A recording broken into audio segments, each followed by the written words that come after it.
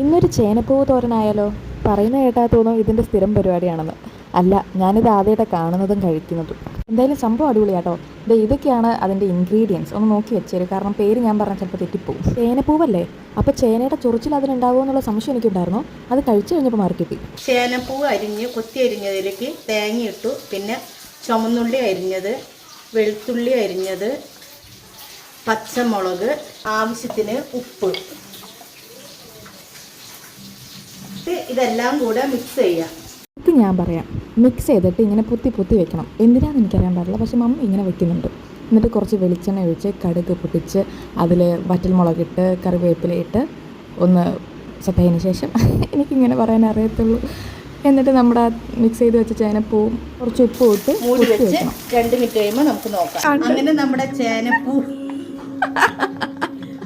ചേനപ്പൂവ് റെഡിയായി. ഇനി ചേനപ്പൂവ് ചേനയെ പോലെ ചൊറിയുമെന്ന് നമുക്ക് കഴിച്ചു നോക്കാം. എല്ലാവരും ട്രൈ ചെയ്തോമേ.